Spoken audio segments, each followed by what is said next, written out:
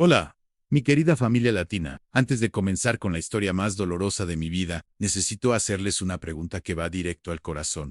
¿De dónde nos están viendo en este momento? Por favor, escriban su país, su ciudad, su estado en los comentarios. Necesito sentir que hay hermanos y hermanas de nuestra comunidad latina aquí conmigo, porque lo que voy a contarles no es solo mi historia. Es la historia de miles de nosotros que hemos vivido la traición más cruel que puede existir, aun cuando tu propia sangre, la familia por la que sacrificaste toda tu vida, te traiciona por dinero y conveniencia. Esta es la historia de cómo mi hermana Carmen, a quien mantuve durante 15 años enviando cada centavo, desde Los Ángeles hasta El Salvador, me entregó directamente a las manos de ICE cuando más vulnerable estaba. Cuando Trump regresó al poder en enero del 2025, y comenzaron esas redadas masivas que todos temíamos, jamás pensé que el peligro más grande vendría desde adentro de mi propia casa. Mi nombre es Roberto Hernández, tengo 42 años, y lo que les voy a contar cambiará para siempre la forma en que ven las relaciones familiares. Porque, hermanos, a veces la familia que uno construye es más fuerte que la familia de sangre, y a veces,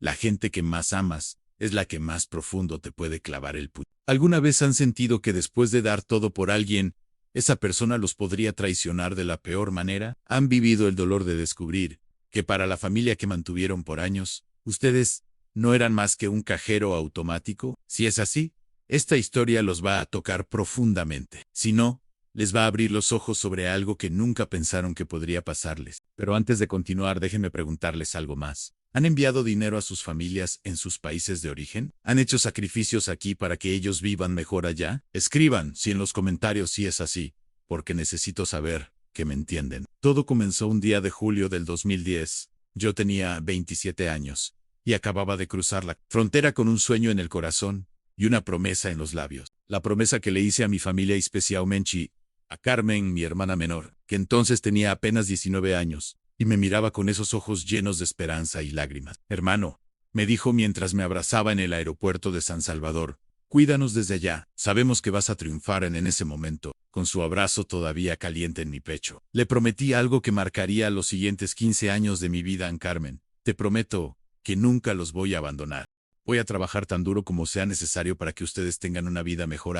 Y esa promesa, hermanos, la cumplí religiosamente, mes tras mes, sin falta, sin excusas, sin importar cuán difícil fuera mi situación en Los Ángeles. Los primeros años fueron los más duros. Llegué sin saber inglés, sin conocer a nadie, con apenas $200 en el bolsillo. Dormía en un cuarto compartido con 3 hombres más, todos en la misma situación que yo. El colchón olía a humedad, las paredes tenían manchas de agua, y por las noches se escuchaban las sirenas de la policía y los gritos de las peleas en la calle. Pero cada madrugada, a las 5 a.m., me levantaba con una sonrisa en los labios. ¿Saben por qué? Porque sabía que cada día de trabajo era un día más cerca de poder mandar dinero a casa. Mi primer trabajo fue en una construcción. $8 la hora, 12 horas al día, 7 días a la semana. Mis manos se llenaron de callos. Mi espalda dolía como si me hubieran partido en dos. Pero al final del mes, cuando tenía esos $800 en efectivo, sentía que era el hombre más rico del mundo. Y ese primer envío, hermanos, fue el momento más emotivo de mi vida hasta entonces. Recuerdo ese primer día de agosto del 2010, como si fuera ayer. Entré a la oficina de Western Union, en la calle Pico Boulevard, con $800 contados 3 veces. Mis manos temblaban mientras llenaba el formulario. Carmen Hernández, en San Salvador, El Salvador. $80, $0.0. Cuando la empleada me preguntó, ¿es para un familiar? Me salió del alma sí. Es para mi hermana. Es lo más importante que tengo en este mundo. Pagué los $35 de comisión, sin pestañear. Para mí, esos $35 valían menos que la sonrisa que sabía que iba a provocar en la cara de Carmen. Salí de esa oficina y inmediatamente marqué el número de mi casa. Carmen contestó al segundo timbre. Su voz sonaba ansiosa, esperanzada. Roberto, ¿ya pudiste? Carmen, le dije. Acabo de enviar $800. Ve a recogerlos. Mañana temprano. El grito de alegría que dio Carmen se escuchó por todo el barrio, literalmente. Después me contó que los vecinos salieron a preguntar qué había pasado. Mi hermano me mandó dinero desde Estados Unidos, gritaba Carmen corriendo por la casa. Roberto cumplió su promesa. Esa noche no pude dormir de la emoción. No por el cansancio del trabajo, sino por la felicidad pura de saber que había logrado mi objetivo. Al día siguiente, Carmen me llamó temprano Su voz sonaba diferente, más madura, más agradecida. Roberto me dijo, mami ya no va a tener que vender tortillas en la calle. Papi ya no va a tener que trabajar de vigilante toda la noche. Mis hermanos van a poder seguir estudiando, Ann. Y entonces me dijo algo que me marcó para toda la vida. Hermano, tú eres nuestro ángel guardián. No sé cómo vamos a poder pagarte algún día todo lo que estás haciendo por nosotros en ese momento. Hermanos, me sentí más orgulloso de mí mismo que nunca en mi vida. Pero no sabía que esas mismas palabras, 15 años después, se convertirían en la mayor ironía de mi existencia. Los meses se convirtieron en años, y yo me convertí en una máquina de trabajar y enviar dinero. Había encontrado mi propósito en la vida en ser el proveedor de mi familia. Cada mes, religiosamente, el día 30, enviaba entre $90 cero y $1,200 a nunca menos, a veces más, dependiendo de si había trabajado horas extras o si había conseguido algún trabajo de fin de semana. Mi rutina era sagrada lunes a viernes en la construcción, sábados limpiando oficinas, domingos trabajando en el jardín de casas de gente rica en Beverly Hills. No tenía vida social, no tenía novia, no tenía hobbies. Mi único entretenimiento era hablar con Carmen los domingos por la noche, escuchar cómo iba progresando la familia con mi dinero.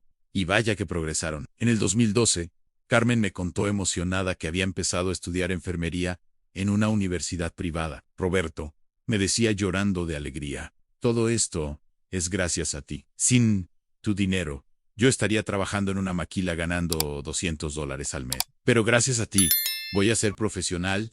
En el 2013, mis padres compraron su casita.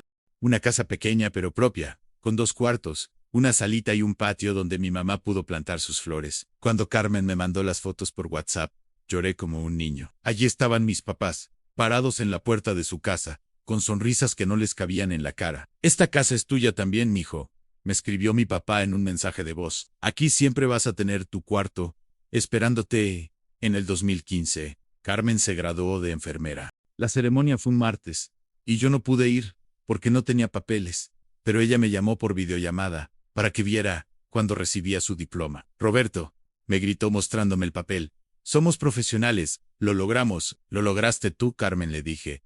Yo solo puse el dinero. Tú pusiste el esfuerzo por hermanos. Si yo hubiera sabido entonces lo que sé ahora, le habría dicho algo diferente. Para el 2018, mi familia en El Salvador vivía mejor que muchas familias de clase media. Carmen trabajaba como enfermera en un hospital privado. Mis padres tenían su casa pagada, y los hijos de Carmen, mis sobrinos, iban a escuelas privadas bilingües. Mientras tanto, yo seguía viviendo en el mismo cuarto compartido de siempre. Mis compañeros de cuarto cambiaban, pero mi situación seguía igual. Colchón viejo, paredes manchadas, baño comunitario. La única diferencia era que ahora tenía 35 años y ya no soñaba con mejorar mi situación personal. Todo mi dinero extra se iba para El Salvador. Durante esos años, Carmen se casó con un mecánico llamado José Luis en la boda. Fue hermosa. Según las fotos que me mandó, vestido blanco importado, salón de eventos, mariachis, pastel de 3 pisos. El costo total en $3,500. ¿Quién lo pagó? Por supuesto que yo. Roberto, me dijo Carmen por teléfono, quiero que sepas que en mi corazón, tú me estás entregando en el altar. Eres más que mi hermano. Eres mi papá, mi protector, mi héroe. Esas palabras me llenaron el alma. Por un momento, la soledad de mi cuarto en Los Ángeles se desvaneció. Me sentía completo, útil, amado. En el 2019, nació el primer hijo de Carmen. Mi primer sobrino Al le pusieron Roberto en mi honor. Cuando Carmen me llamó desde el hospital para contármelo, me quebré completamente. Tío Roberto, me decía Carmen acercando el teléfono al bebé, conoce a tu tocayo. Él va a crecer sabiendo que tiene un tío en Estados Unidos que lo ama más que a nada en el mundo. Ese mismo año, envié $2,000 extra para los gastos del bebé. Cuna importada carriola de marca, ropa de diseñador, pañales premium. Mi sobrino Roberto tenía todo lo que el dinero podía comprar. Y yo, hermanos, me conformaba con imaginar cómo sería abrazarlo algún día. Fue en el 2020 cuando empecé a notar los primeros cambios en Carmen,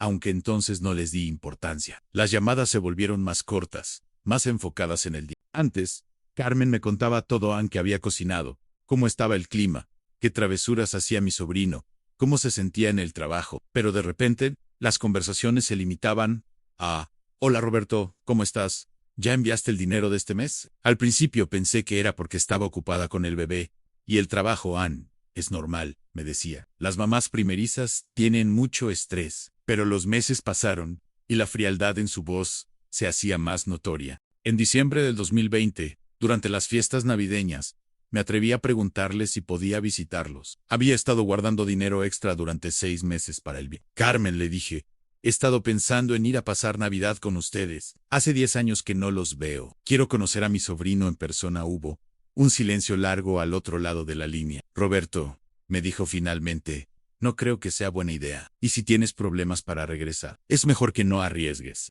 Nosotros estamos bien. A su respuesta me dolió, pero la entendí. Tenía razón sobre los riesgos. En el 2021, Carmen tuvo su segundo hijo, una niña preciosa a la que llamaron María Elena, pero esta vez, su llamada para contármelo fue diferente, tan fría, tan distante. Roberto, Nacho, la nina. Necesitamos $1,500 extra para los gastos del parto y la clínica privada. No me preguntó cómo estaba. No me invitó a hablar con el bebé por videollamada. No me mandó fotos. Era como si fuera un banco.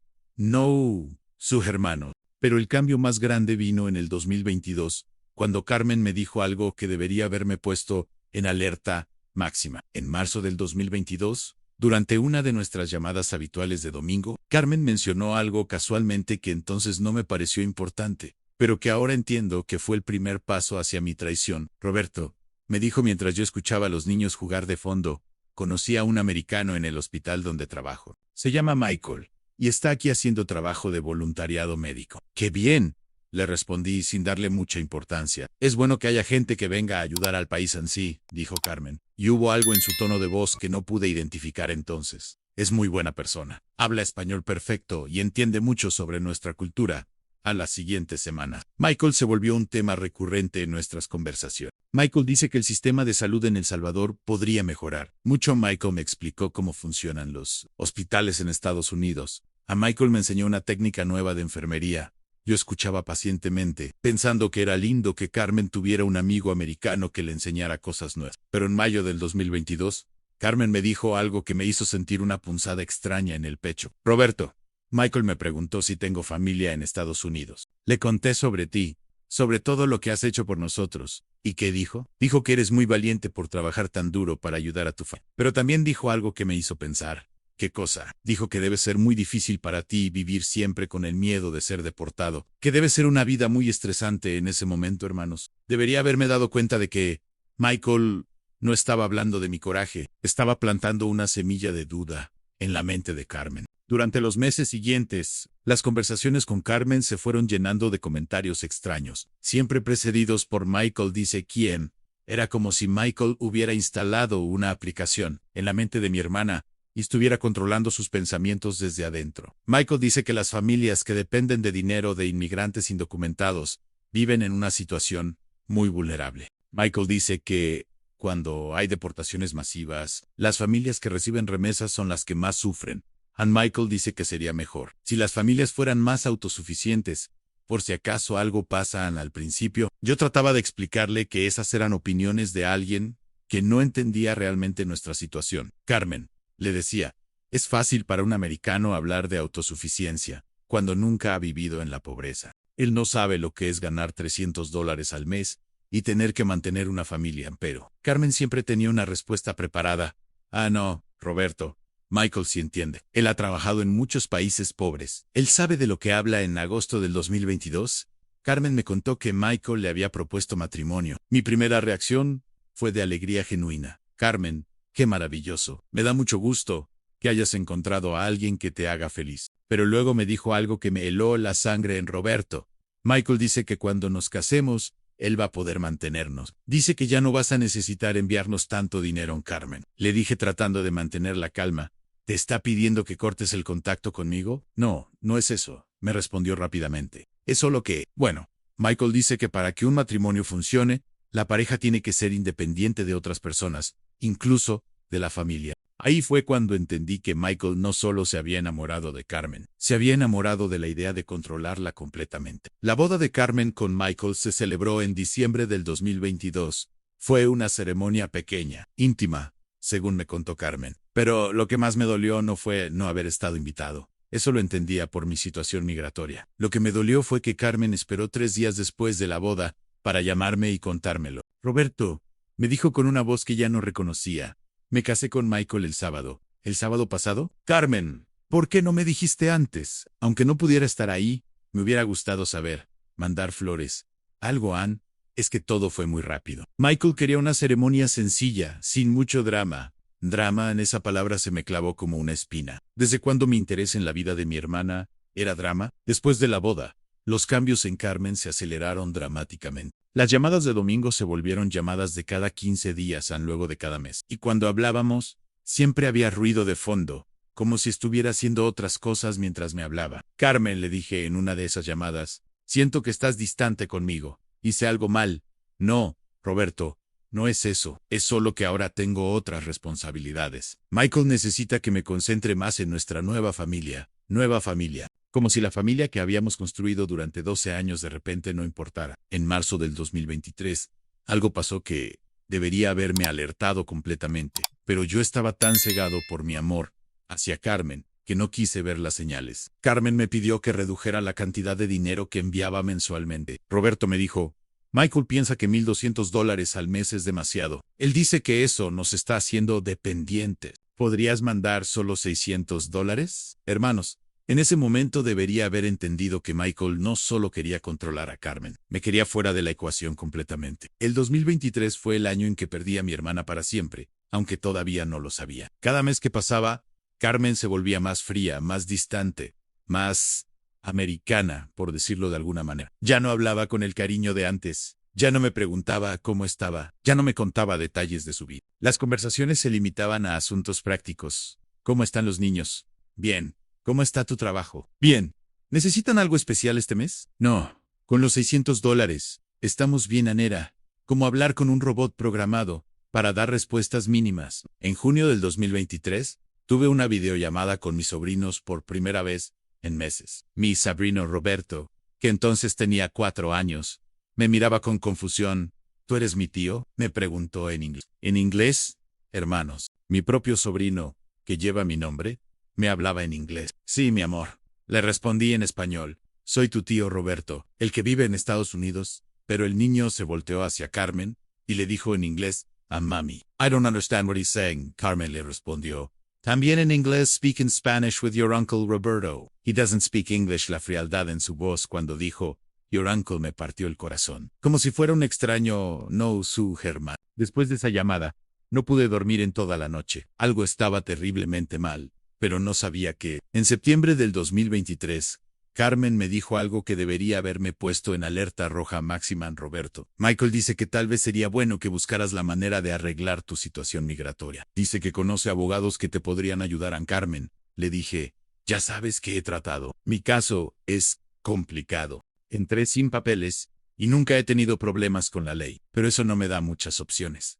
Bueno, me respondió con una frialdad que me asustó. Michael dice que si una persona realmente quiere arreglar su situación, encuentra la manera. En ese momento, hermanos, Michael ya había envenenado completamente la mente de Carmen. El 20 de enero del 2025, Donald Trump fue juramentado como presidente por segunda vez. Yo estaba en mi trabajo cuando vi las noticias en el teléfono de mi compañero. Mi estómago se encogió inmediatamente. Todos los que trabajábamos en la construcción sabíamos lo que esto significaba. Las deportaciones iban a regresar con fuerza, y no nos equivocamos. En los primeros 100 días de gobierno, y se arrestó a más gente que en todo el año anterior. Pero esto era diferente. Ya no solo arrestaban criminales o gente con órdenes de deportación pendientes.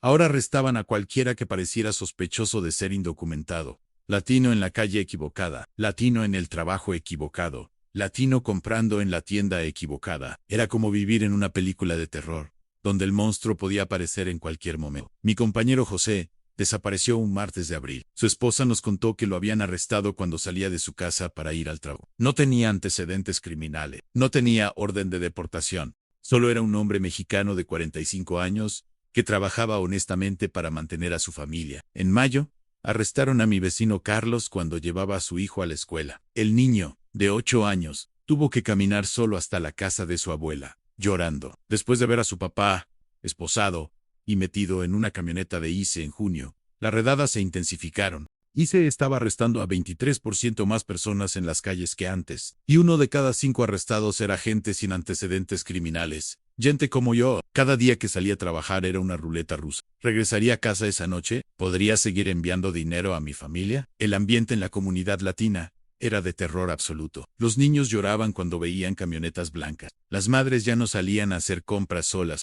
Los hombres evitábamos estar en grupos porque eso nos hacía sospechosos. Fue exactamente en ese momento de máxima vulnerabilidad cuando Carmen decidió clavarme el puñal en la espalda. Era martes 18 de junio del 2025, en fecha que está grabada en mi memoria con fuego. Acababa de llegar a casa después de un día de trabajo particularmente estresante. Habíamos visto 3 camionetas de ICE patrullando cerca del sitio de construcción, y todos estábamos nerviosos. Cuando llegué a mi cuarto, lo primero que hice fue enviar los $60 de ese mes a Carmen a través de Western Union, como hacía religiosamente cada mes. El recibo decía a las 9:23 p.m. cuando terminé la transacción. A las 9:47 p.m., exactamente 24 minutos después, sonó mi teléfono. Era Carmen. Pero algo en el tono del timbre me puso nervioso, como si mi teléfono supiera que venían malas noticias.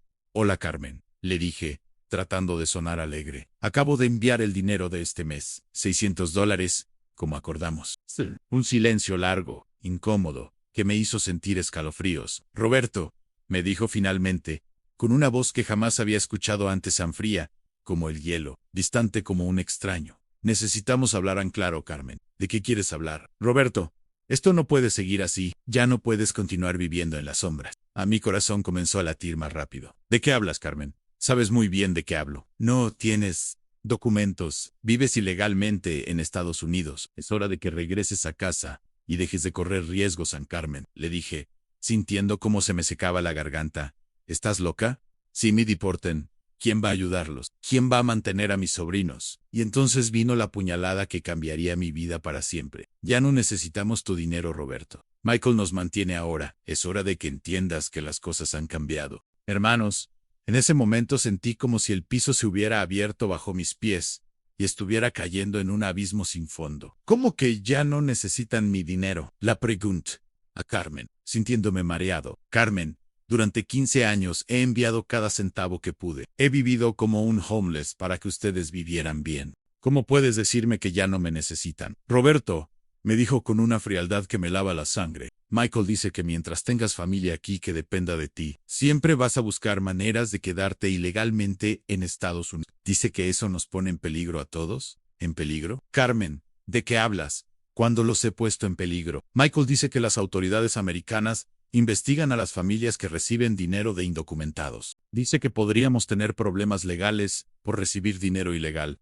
Carmen, ese dinero no es ilegal, es mi trabajo honesto, mi sudor, mi sacrificio. Pero ella continuó como si no me hubiera escuchado en Michael. Dice que la única manera de proteger a nuestra familia es si tú regresas voluntariamente a El Salvador. Dice que si te entregas a las autoridades, el proceso va a ser más fácil para todos. En ese momento, hermanos, entendí todo. Michael no había pasado los últimos 3 años enamorándose de Carmen. Había pasado 3 años lavándole el cerebro, envenenándola contra mí, convenciéndola de que yo era un problema que necesitaba ser eliminado. Carmen, le dije, tratando de mantener la calma, ese hombre te está manipulando. No puede pedirte que traiciones a tu hermano. No es traición, Roberto. Es hacer lo correcto. Michael dice que las personas buenas no viven en las sombras. Las personas buenas siguen las leyes. ¿Y qué pasa con todos esos años que te mantuve? ¿Qué pasa con la casa de mis padres que pagué? ¿Qué pasa con tu carrera de enfermería que financié?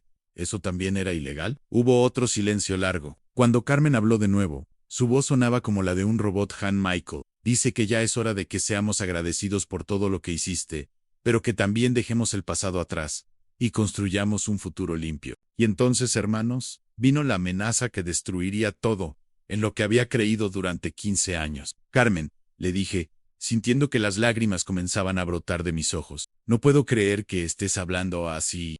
Soy tu hermano. Te amo más que a mi propia vida. Y yo también te amo, Roberto. Por eso te estoy pidiendo que hagas lo correcto. Entrégate voluntariamente antes de que sea demasiado tarde. ¿Demasiado tarde para qué? Y ahí vino la bomba nuclear que explotó mi mundo en 1000 pedazos. A Roberto, Michael conoce gente en inmigración. Tiene contactos en ICE por su trabajo de voluntariado. Dice que es mejor si te entregas tú mismo antes de que alguien más tenga que tomar decisiones difíciles. El teléfono se me resbaló de las manos, literalmente, cayó al piso, y se quedó ahí, con la llamada todavía activa, mientras yo trataba de procesar lo que acababa de escuchar. Mi hermana, mi sangre, la persona por la que había sacrificado 15 jacos de mi vida, me estaba amenazando con entregarme a Ise. Recogí el teléfono con manos temblorosas. Carmen, le dije con una voz que yo mismo no reconocía. ¿Me estás amenazando? No es una amenaza. Roberto, es una advertencia. Michael dice que las autoridades van a intensificar las búsquedas de indocumentados. Dice que es mejor si te adelantas al proceso. Carmen, ¿tú le diste mi información a ese hombre? Le dijiste dónde vivo, dónde trabajo. Silencio total. Un silencio que me confirmó todo lo que necesitaba saber. Carmen, le dije, respóndeme. ¿Le diste mi información a Michael? Roberto, no es así como...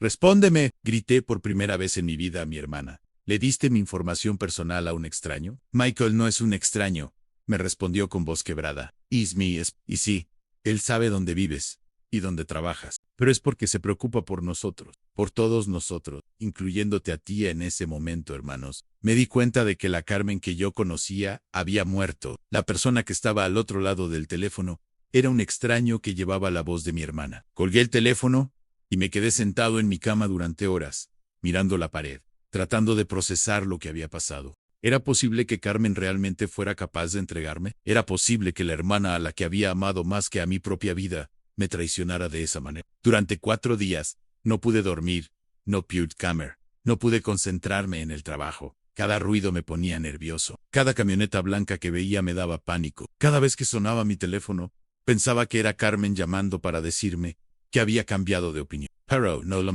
El viernes 22 de junio del 2025, a las 6:15 de la mañana, estaba saliendo de mi apartamento para ir al trabajo, cuando vi la camioneta blanca estacionada justo enfrente del edificio. Mi corazón se detuvo. Conocía perfectamente esas camionetas Anais. Traté de regresar al edificio, pero era demasiado tarde. ¿Roberto Hernández?, me gritó un agente bajándose de la camioneta. Sí, le respondí, porque sabía que era inútilmente. Tenemos una orden para su arresto. Necesita venir con nosotros. Mientras me ponían las esposas, lo único que podía pensar era en Carmen. Cumplió su amenaza. Mi propia sangre mentó. En el centro de detención, me dieron derecho a una llamada telefónica. Sin dudarlo, marqué el número de Carmen. Cuando contestó, no la dejé hablar. ¿Ya estás contenta?, le dije. Ya puedes vivir tranquila sabiendo que tu hermano está encerrado como un criminal. Roberto, yo no. Carmen, no digas nada. Solo quiero que sepas una cosa. Cuando tus hijos crezcan y te pregunten por qué su tío Roberto desapareció de sus vidas, diles la verdad. Diles que su mamá eligió a un extraño sobre su propia familia. Diles que su mamá traicionó al hombre que los mantuvo durante años. Y colgué. Hermanos, ese fue el último día que hablé con Carmen. Pero mi historia no terminaba ahí. El vuelo de deportación aterrizó en San Salvador el 28 de junio del 2025. Después de 15 años, estaba de vuelta en mi tierra natal. Los primeros meses fueron los más duros de mi vida. No tenía casa, no tenía trabajo, no tenía nada. Pero, hermanos, también fue cuando aprendí las lecciones más valiosas de mi existencia. En septiembre, la vecina de mis padres me llamó. Roberto, me dijo nerviosa, necesito contarte algo sobre Carmen. Michael se fue. Resulta que ya estaba casado en Estados Unidos. Solo estaba usando a Carmen a la justicia divina, hermanos. Carmen había destruido su relación conmigo por un hombre que la estaba engañando. 2 semanas después, Carmen me llamó llorando. Roberto, perdóname, me equivoqué terriblemente en Carmen. Le dije, te perdono, no por ti, sino por mí. El rencor es una prisión que uno mismo se construye hoy. 6 meses después, puedo decirles que he encontrado algo que nunca tuve en Estados Unidos: en paz. Sí, gano menos dinero. Sí, extraño muchas cosas. Pero he aprendido que la familia verdadera no es la que te pide constantemente, sino la que está contigo en los momentos difíciles. Carmen volvió a trabajar como enfermera y ahora se mantiene sola. Mis sobrinos han aprendido a valorar lo que tienen. Y yo he construido una pequeña empresa de construcción con mi padre. Hermanos que me escuchan, no importa cuántas veces los traicionen, ustedes siempre pueden levantarse. La verdadera fortaleza no está en nunca caer, sino en levantarse cada vez que caemos. Quiero escucharlos. ¿Han vivido traiciones familiares similares? Escriban su historia en los comentarios. A veces lo que más necesitamos es saber que no estamos solos. Si esta historia los tocó, suscríbanse y denle like. Estas historias necesitan ser contadas para que nuestra comunidad sepa que siempre podemos salir adelante. Porque la traición de otros dice más sobre ellos que sobre nosotros. Y nuestra respuesta dice más sobre nosotros que sobre ellos. Nos vemos en la próxima historia. Nunca están solos.